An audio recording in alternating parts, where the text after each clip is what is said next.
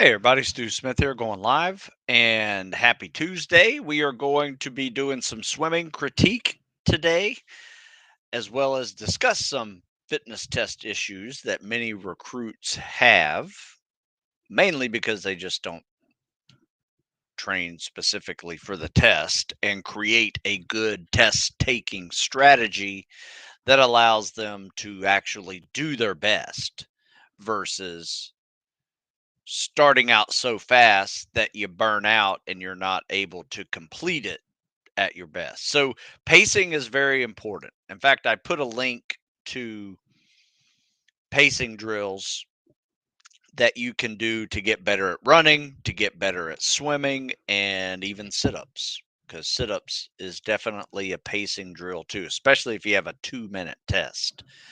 But yeah, for anything for a mile and a half, 2 mile, 3 mile, 4 mile, it's about a pace. And I think a lot of people start off their journey into this world of thinking, I got to go 110% no matter what. Right. And that means starting off a run or a swim at a near full sprint. Believe it or not, a lot of people start it like that and they wind up getting slower and slower, throwing up before they're even finished. So once you learn how to take this test, you'll learn that because you can pace it out, you can actually perform at your best. There are, distances that are not sprints. Yes, they are fast, but they are not considered sprints. You will be anaerobic, but you will not be so anaerobic to the point of where you basically fall on your face and you got no glycogen left in your body and you just bonk. So, pacing, that important. In fact, I wrote an article here and I just put it into the comment section. Um, this one right here, and it's just titled How Military Recruits Can Overcome Fitness Test Issues. It's running, it's swimming, it's pull ups, push ups, sit ups, as well as lifting, because there are obviously fitness tests out there now that involve lifting. Um, Army combat fitness test, Marine Corps combat fitness test, human performance test, the operator fitness test, all of those have some form of lifting in them. And, that's every branch of service right there. So you definitely will see some form of lifting in your journey, largely depending on the service, but as well as the job in the service that you take. Some services like the Marine or the Navy and the Air Force won't necessarily see lifting unless you're in the special ops world, special warfare world, once you're through the training. But it is something you're going to have to do. That's part of the job. You should have strength if you're going to be a tactical athlete, so you should lift, yes. Um, let's see. As you guys congregate here, um, you guys actually gave me a great question the other day on um, can't remember it, yeah. So I think it was last Tuesday. The question was, I'm working on my technique for the combat side stroke. Was wondering if I could start practicing on my weak side, and should I practice them equally with and without fins while working to fine tune my technique? So this is a great question, and it prompted me to write an article about it because there are some nuances to um, that answer. And what I mean by that is, I just put it in the comment section. You can see that article. Um, Swimming without fins is a 500-yard test typically, unless you're Air Force Special Warfare. I assume a 1500, if depending on the job you're taking. So most fitness tests in the military are 500 yards or 500 meters, and you have to crush that. And sometimes you'll have to do a side stroke where maybe you have to do both sides. I personally, when I'm grading it, I don't care what side you're on. Most people stay on the strong side. Some people change it every couple of laps. It's kind of up to you, if you want to change sides. Some instructors may say you have to be facing me the entire time you swim, and I'm sitting here on the side of the pool watching everybody. That means every length back and forth, you have to change strong and weak sides. So, yes, in those situations, you will need to practice both sides. But I wouldn't practice it until you have mastered the strong side and you have been cleared to be able to do an efficient 50-second 50 um 5 or 6 strokes per 25 yards. Once you're able to do that, then you can play around with the weak side, because if you can't do that, you haven't really mastered the strong side for that distance and that level of efficiency. So learning the weak side's going to be really awkward when you haven't really mastered the strong side yet. So stay on one side, master it, then it's really easy to flip it over and mirror image it. So Jake, thank you. Glad to do it. So no questions as of yet. Let me show you something that I've been working on, though. You guys might like this. Let me see if I got windows open. All right, good. I got window open here. So you guys can see this. So this is my new series that I've completed these two: seasonal tactical fitness periodization winter, seasonal tactical periodization fall, transition. These are what we are doing now here in the fall. And then once winter is here in late December, we will start this winter lift cycle. And I have even added a spring to it as well, and I'm almost done with this one. This one is almost complete. You guys can see that, right? Yeah. So anyway, this is my spring training program, which basically transitions out of lifting and starts the progression back into calisthenics and cardio. Nice, steady running progression. So we'll probably start off at like 10 to 15 miles a week and build up to probably 25 or 30 in those 12 weeks um, of spring, and then in the summer we'll peak it up a little bit more and see if we can build up to 35 or 40 maybe.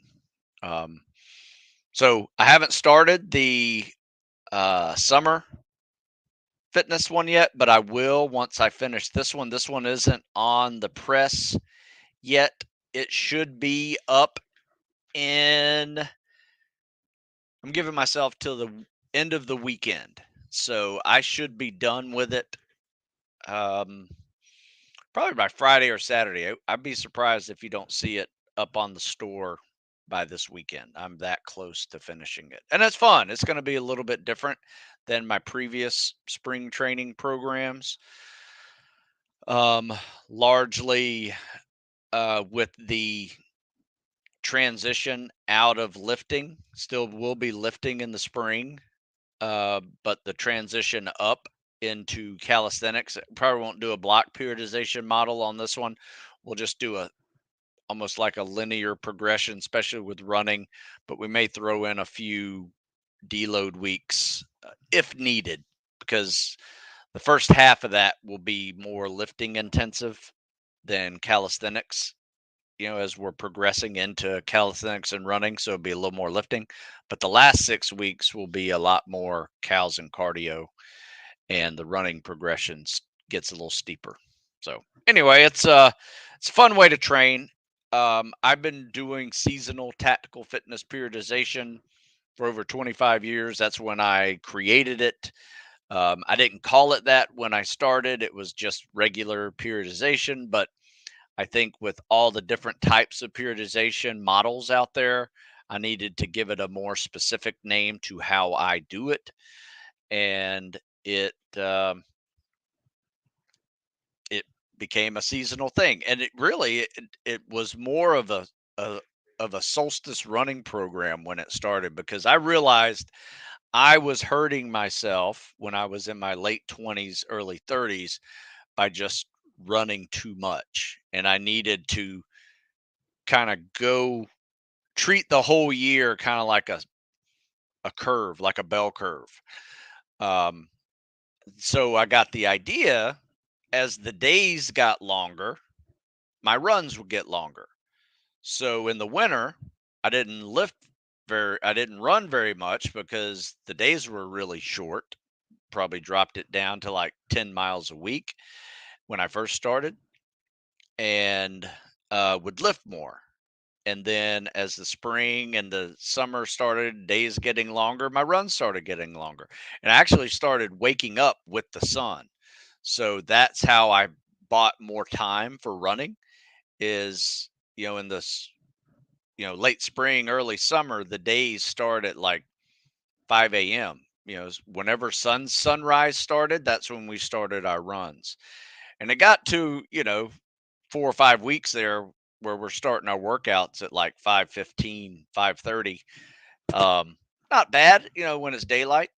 Um, but it got a little challenging. So we just kept it at 6 o'clock, and we just extended our workouts up a little later. But anyway, that's how it originally began. It's had several evolutions throughout the 25 years almost now that it's been going on, but it's been a lot of fun. Been adding in new, pieces of equipment like the TRX and kettlebells and different lifts, that are applicable to, spec ops type training, sandbag work, to simulate log PT and other load bearing activities. Rucking was put into it. So anyway, it's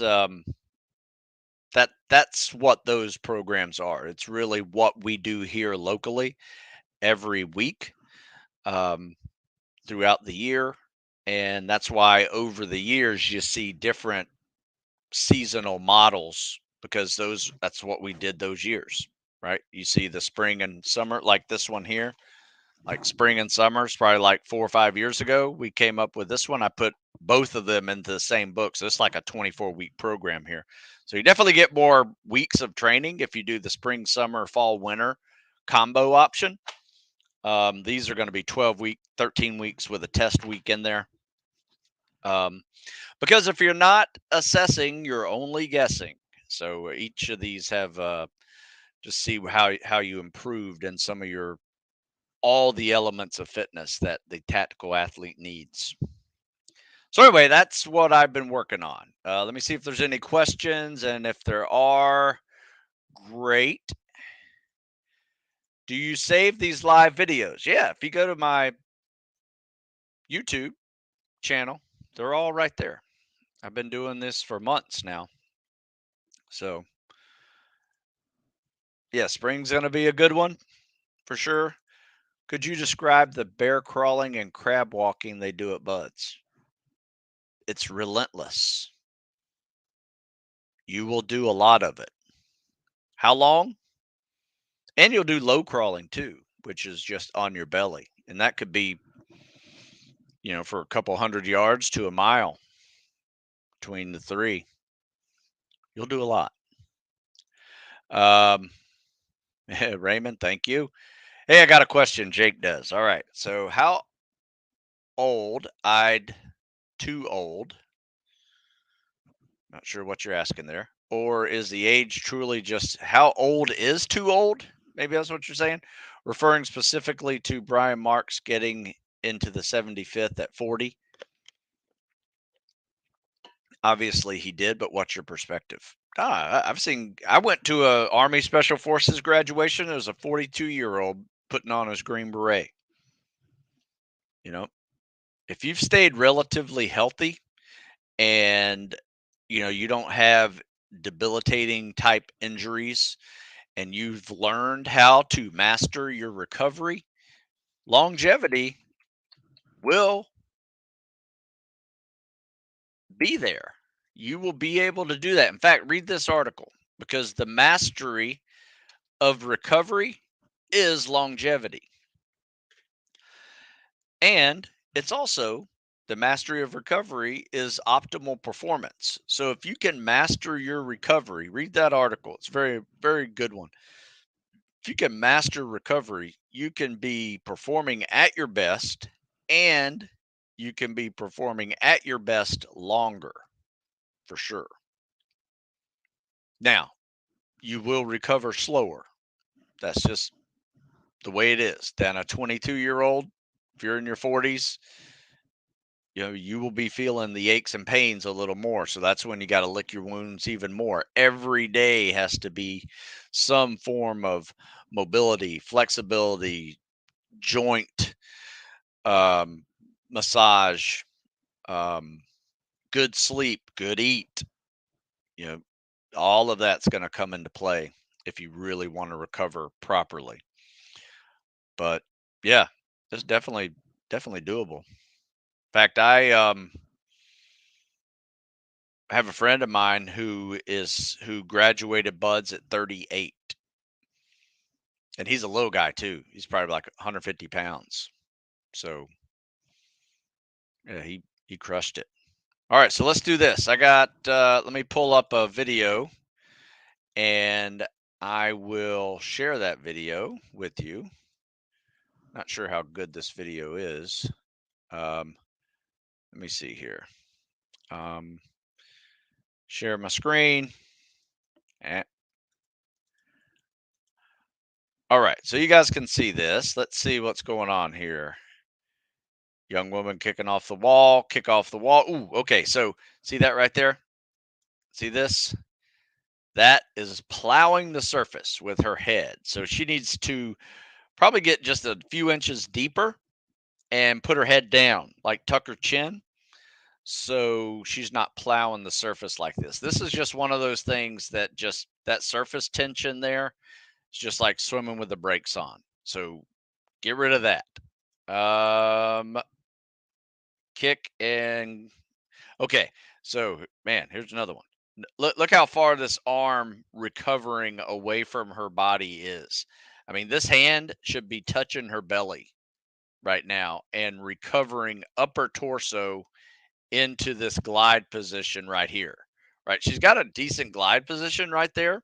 Could probably tuck her head a little more, but that that recovery is like going two steps forward, one step back. I mean, it's like putting on the brakes when you're swimming. Top arm, bottom arm, kick, hold the glide, and you need to get it in the little glide position. See how the hands are side by side, one hand on top of the other. Hold the glide. One Mississippi, two Mississippi. Yeah, she's not gliding far enough. She's not gliding long enough. She's losing a lot of momentum. She got a good kick. I like her kick. Decent arm pull. But I would say what's killing you is the recovery. Actually, that's not bad. Top arm, bottom arm. Bottom arm might be a little too big. I can't really see. No, that's not bad. That's like a breaststroke. Yeah. Recovery, and it's affecting your ability to glide. Yes, they go through combat diver school for sure. Recon does. All right. Hey, tell you what, let's do another one. You guys saw that, right? Let's see. All right. So this one, I'm afraid, is at a bad angle. So we're going to have to look sideways on this one. All right. Top arm, bottom arm, kick. Maybe, can I turn this thing? No, I can't. Not with this software. All right, so top arm, bottom arm, kick. So this is basically just staying on your side, doing the combat side stroke, Nothing wrong with that. Let me see what's going on. Kick off the wall. Okay, that's actually a good pull out, but that dolphin kick probably didn't help you that much. Top arm, bottom arm, kick, hold the glide. One Mississippi, two Mississippi, pull. I can't tell, but it looks like you're popping your head up a little too much. Got to turn my head sideways here to see it. Yeah, that's a good kick out. I like that. Top arm, bottom arm. Yeah, I think that bottom arm's a little too sweepy out in front of you.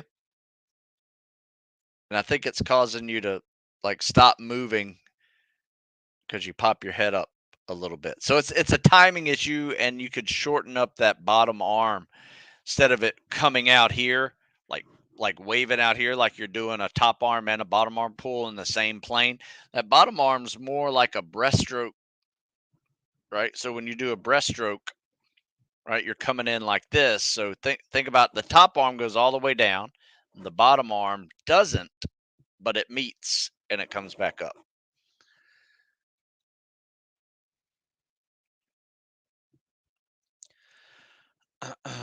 Wish this stuff was public. It is. You just got to look a little better.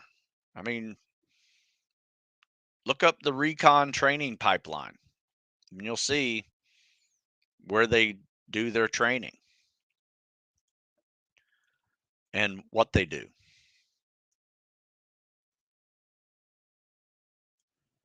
All right. Let's see. Let's do another one. See what this one looks like. I think I have 3 videos for you guys anyway, so let's show all 3, and then we'll take some picture or take some questions. If you don't have many questions, we can finish it up. Let's see. All right, so we got a decent kick off the wall. Yeah, just don't waste your time kicking too much. Just do one kick and transition into the stroke. All right, so remember me talking about that big sweeping bottom arm? Here's what happens when it's even bigger. Notice how it over rotates him, and now he's looking backwards, like looking back this way instead of this way. Like he should be looking down these row of T's here in the bottom of the pool versus looking almost another 90 degrees behind them. What happens is if you were in a open water doing this, you would very likely be just constantly turning right, and it's just poor posture in the water. See how you're kind of um, bent over? Okay, that was an awkward transition into the wall. And now you're on your back. Yeah, don't do that. That's just weird. Um, it just screws up your transition. You basically, when you did that, you just stopped. All right. So the key to kicking off the wall is maintaining this momentum as long as you can. Now, watch happens when you pop your head up. Boop, you quit moving.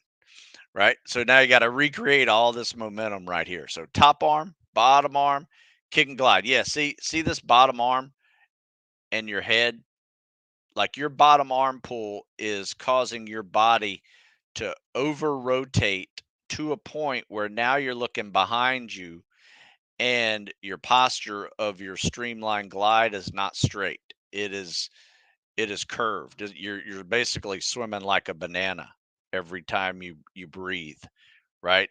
And that little change right there, if it wasn't in a swimming pool, you would basically just swim in a big circle in open water. So you don't want to do that. You want to turn sideways or even look 30 or 45 degrees in front of you versus looking behind you. So my suggestion would be shorten that bottom arm pull to right there, right? Don't take it all the way down. Bring it here, grab some water, and just flip it around. It's called a breaststroke scull, SCULL, not a complete bottom arm pull. And I know there are people that teach that whole bottom arm pull like that. I just think it screws up your timing and screws up your body position when you are doing that to your stroke. So, a little technical on that one and a little bit of preference also. It's not how I prefer to swim it. Sorry about the typo. Middle of yeah, no problem. Let's see. So you guys got any more questions for me? As I just showed all my videos, I can show you another thing. Um, if you're looking for nothing but combat swimmer stroke videos, I will tell you what, I have the answer for you. In fact, you can, I'll share this again. We'll share Chrome tab over here. This is my TikTok page. And if you don't want to download the app, you don't have to. You can just go to tiktok.com/@ StuSmith50, or you can go to my Instagram and see the reels because I try to save these on Instagram as well, but I don't do it all the time. But there are a whole bunch of videos in here, and it's just having a hard time catching up. But there's over 100 CSS videos in here, and this is one of them. Excellent. Combat swimmer stroke. Posted this the other day. It's got a good kick out. So I'll show you some good ones here. Top arm, bottom arm, kick and glide. Notice that bottom arm isn't so sweeping. That top arm is. He's got a good scissor kick, and notice how he's got a nice straight streamline body position. This is really good. I think this is like a 48-second 50, which, if you get in shape to handle this 9 more times, you can, be at a 8 flat really easy.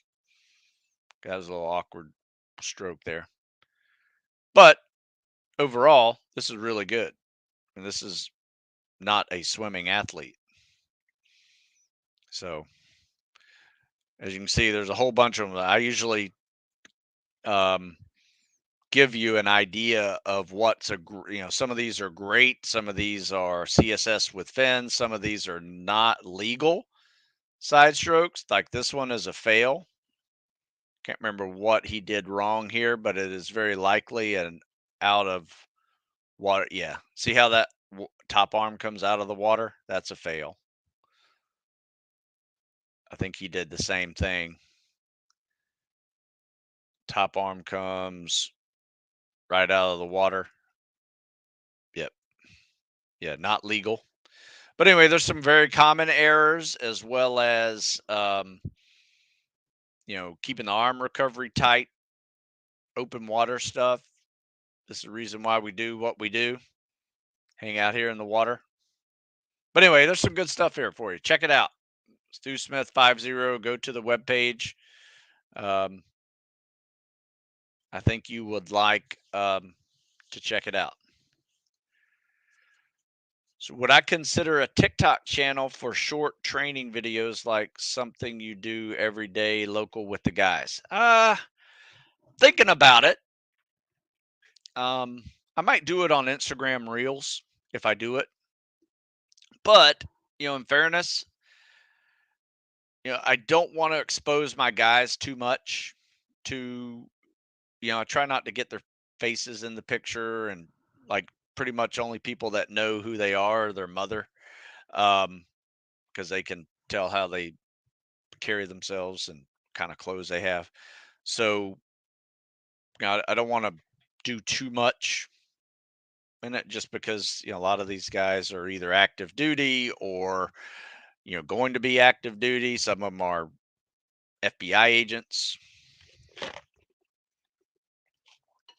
trying to be SWAT team guys. So we got a whole bunch of different types that train with us.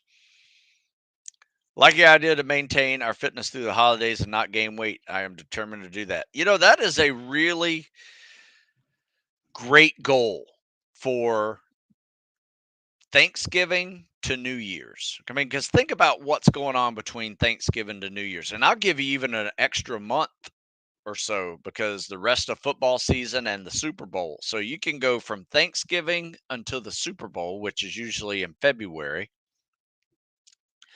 And you can put on a lot of weight, especially if you're into football and you sit around on your butt all day watching football and eating, which a lot of people do, or they tend to go to parties and drink a lot of beer, and so it's just an excuse for extra calories that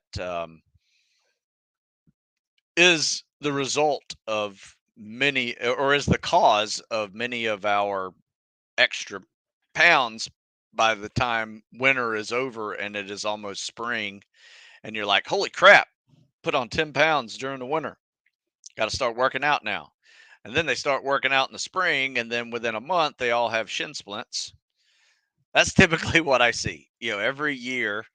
um, it is a constant cycle of people gaining weight, trying to start running too soon. They get shin splints in the spring, and they wind up, hurting themselves and not losing weight. And so there are some ways that you can prevent a lot of that. And if you do gain weight, there's some safer ways to lose that weight by, not necessarily running too much. You can do non-impact cardio, you can eat less. That's probably our biggest issue. As Americans, typically, we just eat too much. One of the things I'd recommend Tom doing is put your dinner on a salad plate and put your salad on a dinner plate. That way, you can definitely change the portions of your high calorie foods that you eat, and decrease a lot of those extra calories that we just get. I can put on weight and eat completely healthy just because I eat an extra piece of chicken or I eat an extra piece of steak. Um, so there you go. Hope good luck. I'm all in too. You know, I would say a good goal is not to gain weight. An even better goal, if you can lose weight during the holidays, whew, that's impressive, because that's a tough one to do. But if you can just not gain weight, that keeps you in such ahead of the power curve when it comes to your spring training coming up. All right. Yeah, spring training. It's going to be a good one. I think you'll like that one. Legs are pretty weak. Good idea to train them 3 times a week, or would that be too much in your opinion? Um, as with anything, I think you should progress into them. We do some weeks where we do legs 3 times a week, but primarily we do it two. And the main reason why we do that is a lot of people have upper body strength issues with fitness tests that they're trying to improve upon, which are, pull ups, push ups, sit ups. So, other upper body activities. So, tend to do those a little bit more. However, you'll see in some of these newer workouts where we do legs 3 times a week. So, yes, it is very doable, but I would suggest building up to it. You know, maybe start whenever you can start the next question without my legs are not pretty weak anymore. Maybe it's time to do 3 times a week. So until you're saying my legs are pretty weak, I would only do them twice a week. Then you're starting to feel like you got a little foundation under you. Then hit it 3 times a week. So progress into 3 times a week. In other words, what is my favorite fast food place? I don't eat a lot of fast food. I would say Chipotle, if that counts as a fast food place. So I love a burrito. I will drive into a McDonald's and a Chick-fil-A drive-through, but I only get unsweet iced tea. That's what this is, unsweet iced tea. That's my source of caffeine. No sugar, just caffeinated brown water. So there you go. Used to be $1. You could drive into McDonald's and get a unsweet large iced tea for $1. Now it's like $1.70, which is bull. But anyway, sometimes I'm lazy and go and buy a thing of tea instead of making it myself. Yep. That's about it. So you guys have any more questions here? Oh, Joe does. Here you go. Do you mimic any of your workouts after what you did in buds? Yes, absolutely. In fact, this workout right here, I don't know if you've seen this one. This is my hardest workout I've ever created. And this is phase 4 of my Navy SEAL book. And it is literally, as best I could do, a simulation of the hardest parts of buds, which is the first 4 weeks of SEAL training is a lot of running. In fact, you even get wet in this book. Like you go to lunch, you get wet, run around, walk for an hour, do a lot of push-ups. It's a good time. It's a good time. We have simulated log PT, beach run for 4 miles, then you got to go to the pool. I mean, this it's like 2 or 3 workouts a day. And then I simulate Hell Week. I don't know if you can see this, but this is my Hell Week simulation. I mean, there's day 1, 3 workouts. Day 2, 3 workouts. So by the end of the week of 5 days, we have done 15 workouts. Good times. Good times. Um, in fact, we've done this a few times while a lot of our guys were going through Hell Week, and we do it with them with our local group just to like understand what they're going through. And then we'd come back like on a Tuesday morning after doing 3 workouts. We're about to do our 4th workout of the week, and we say, okay, now imagine this: we didn't sleep all night, right? So there you go. Isn't phase 3 at Buds physically the hardest? No, it is not. No one quits phase 3. They may get kicked out phase 3, but no one quits phase 3. Phase 1 is by far the hardest.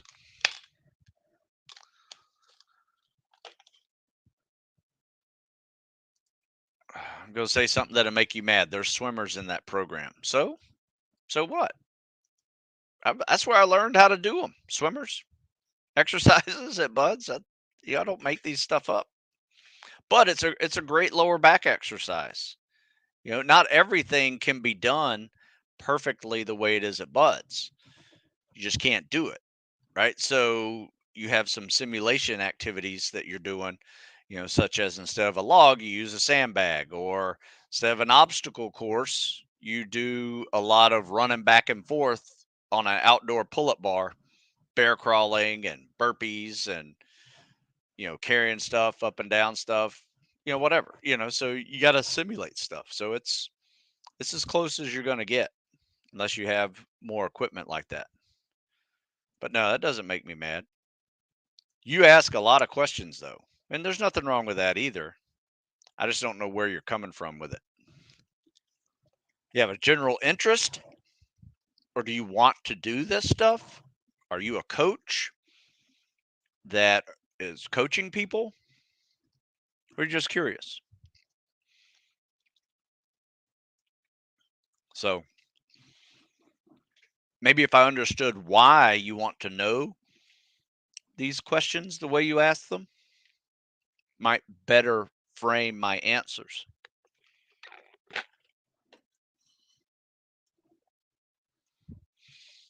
So, any other questions?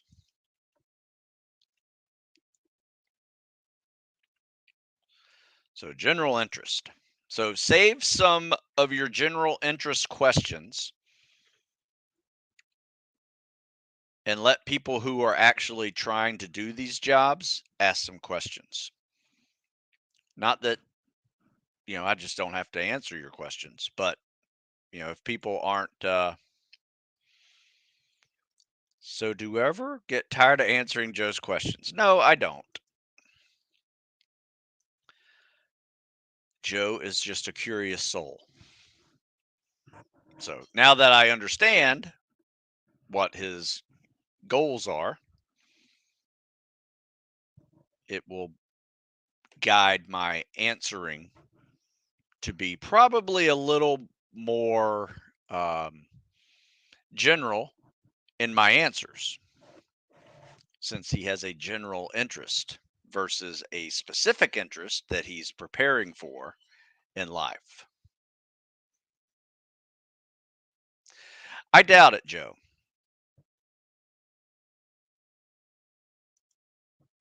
But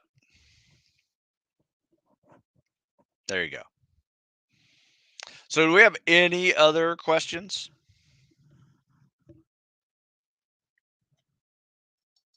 Because a lot of your questions, I'll be honest with you, Joe, a lot of your questions don't matter, right? The fact that, you know, is third phase harder than first phase? What's it matter? It's all hard, right? Do they bear crawl or crab walk? What's it matter? Learn how to do it. So,